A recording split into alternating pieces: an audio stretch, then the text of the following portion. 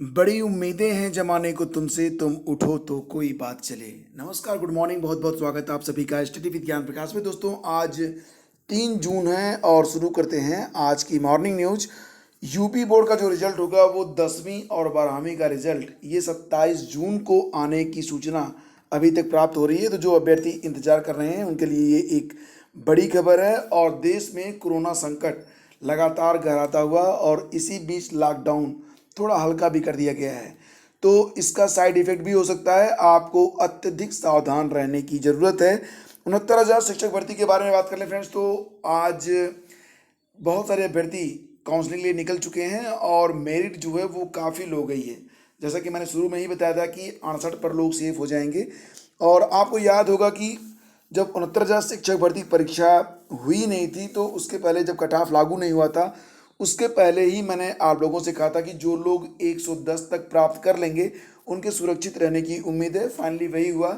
जो लोग उनका एकेडमिक चाहे कम हो चाहे ज़्यादा हो, लेकिन अगर 110 अंक प्राप्त किए हैं तो फिलहाल आज वो काउंसलिंग करवा रहे हैं। और 69,000 शिक्षक भर्ती में अहम बदलाव से घटा चयन गुणांक का फासला। मतलब ये रहा कि जो अभ्यर्थी मेरिट में हैं वो मनचाहा जिला पाने में सफल रहे हैं, वहीं पर कम मेरिट वालों को दूर जिले में चयन का अवसर प्राप्त हुआ है।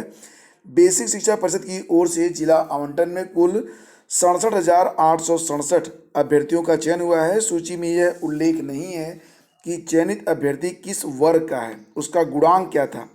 अभ्यर्थी की मूलभूत जानकारी व आवंटित जिले का ही उल्लेख है।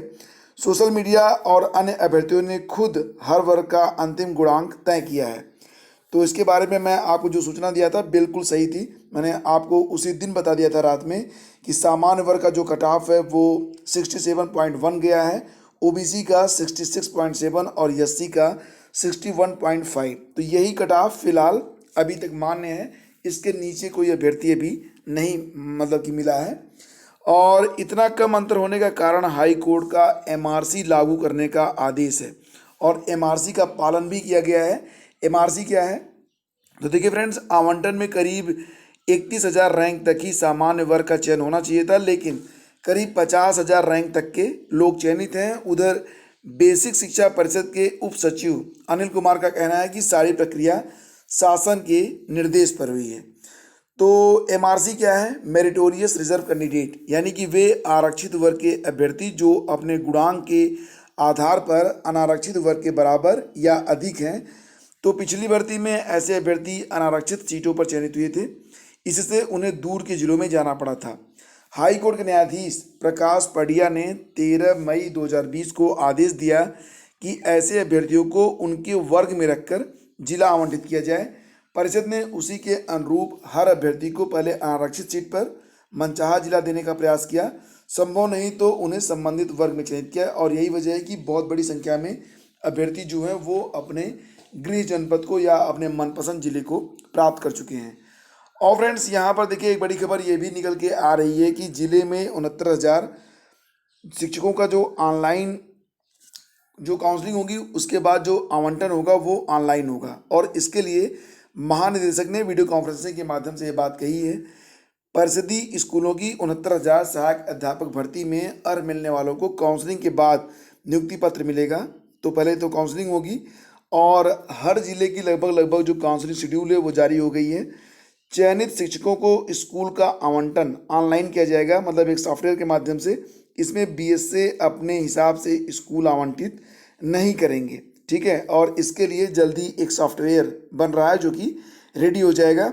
महानिदेशक मंगलवार शाम वीडियो कॉन्फ्रेंसिंग के जरिए बीएसए जितने भी हैं उनसे रूबरू थे। उन्होंने बुधवार से शुरू होने वाली काउंसलिंग की तैयारियों के संबंध में सभी से सवाल किए और निर्देश दिए कि पूरी शुचिता के साथ काउंसलिंग जो है वो कराई जाए। हर अभ्यर्थी के शैक्षिक व अन्य प्रमाण पत्रों की जांच करें। साथ ही काउंसलिंग में बीएसए व डाइट प्राचार्य शारीरिक दूरी आदि के नियमों का कड़ाई से पालन करें। उन्होंने ये भी कहा कि काउंसलिंग इसलिए हो रही है ताकि सभी चयनितों को प्रक्रिया पूरी होने पर नियुक्ति पत्र दिया जाए और स्कूल आवंटन की प्रक्रिया अलग से की जाएगी। तो नियुक्ति पत्र तक तो आपको मिलेगा, लेकिन स्कूल का आवंटन ऑनलाइन होगा, ठीक है। तो अभी फ़िलहाल तुरंत ही आपको स्कूल भी नहीं मिलेगा। और देखिए सेकेंड राउंड की काउंसलिंग भी होगी, इसके बारे में आप लोग बिल्कुल आश्वस्त रहें। और सेकेंड राउंड में काफ़ी बड़ी संख्या में सीटें उपलब्ध रहेंगी, इसका एक बड़ा आधार भी है, क्योंकि इस शिक्षक भर्ती में जितने भी 68,500 या फिर समकक्ष पदों पर चयनित लोग शामिल हुए हैं उनको एनओसी नहीं दिए जाने की बात कही गई है। तो ऐसी स्थिति में मतलब क्या हुआ है कि ये लोग आवेदन तो किए हैं लेकिन एनओसी न मिलने की वजह से काउंसलिंग नहीं करवा पाएंगे, तो ये सीटें रिक्त हो जाएंगी। और ये सीटें अगर रिक्त होंगी तो ये सेकंड काउंसलिंग में ही भरी जाएंगी।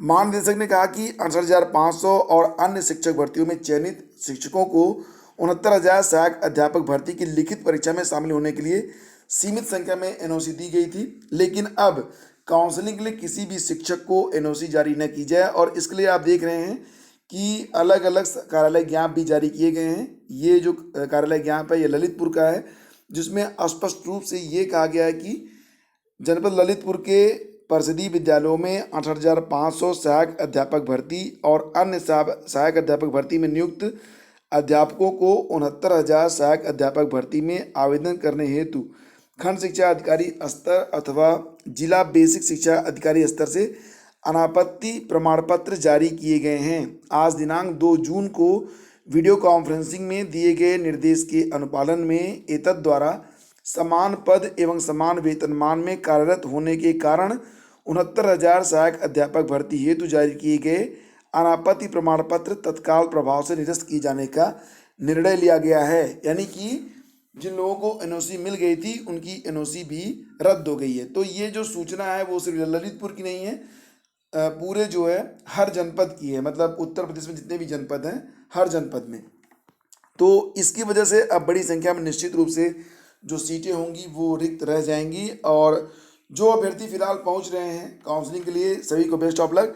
भर्ती की काउंसलिंग में शामिल होने के लिए कई अभ्यर्थी सुदूर जिलों में भी जा रहे हैं, तो उनके आवागमन में कोई समस्या नहीं आएगी, लेकिन यह संभव है कि उन्हें प्रमाण पत्रों की जांच आदि के संदर्भ में उस जिले में रुकना पड़े। इसके लिए डीएम उन्हें किसी स्कूल आदि में ठहराने का प्रबंध करेंगे, ये निर्देश भी दिए गए हैं।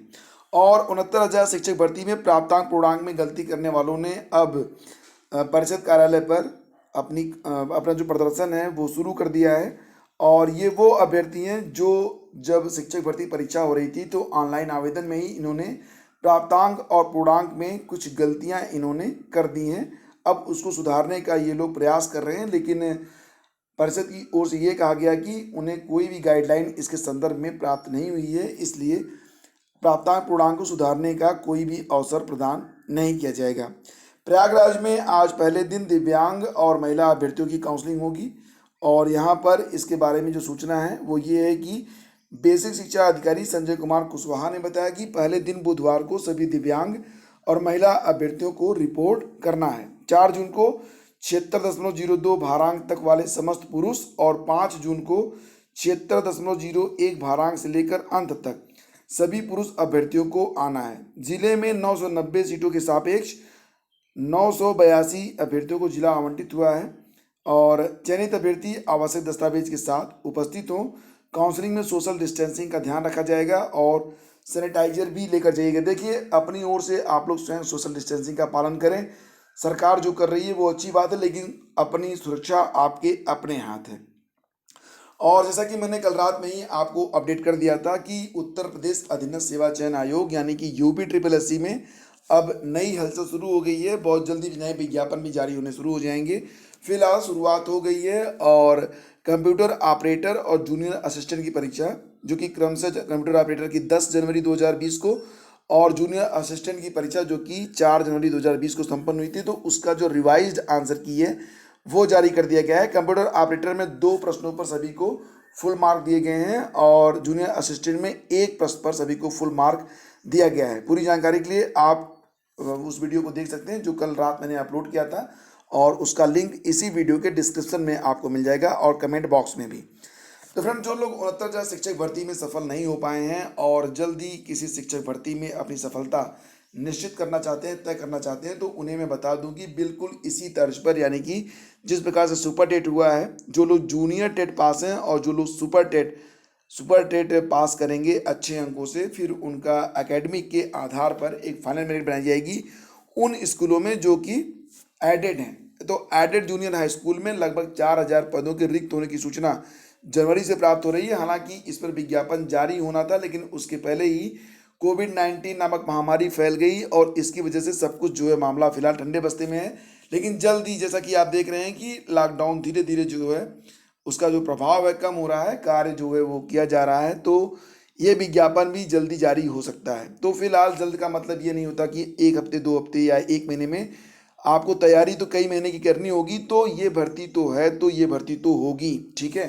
और इस भर्ती के लिए आपको अभी से तैयारी में लगना होगा। अगर आप चाहते हैं जो मलाल आपके मन में रह गया है अचयनित होने का, उसको दूर करना है, तो कोई बात नहीं, कुछ समय के बाद आप भी चयनित हो जाएंगे। अपनी तैयारी को स्टार्ट करें, क्योंकि बहुत सारे अभ्यर्थी ऐसे हैं जो कि पास तो हुए, लेकिन 4-6 नंबर कम होने की वजह से वो अचयनित रहे, उनका चयन नहीं हो पाया। तो फिलहाल अपना टारगेट फिक्स करिए, अधिक से अधिक अंक प्राप्त करने की कोशिश करिए और बहुत जल्द ही ये भर्तियां आपके सामने होंगी। तो फ्रेंड्स, ये थी आज की complete update. Thank you so much for listening. Video पसंद आया तो इसे लाइक और शेयर कर दीजिएगा। बहुत बहुत धन्यवाद।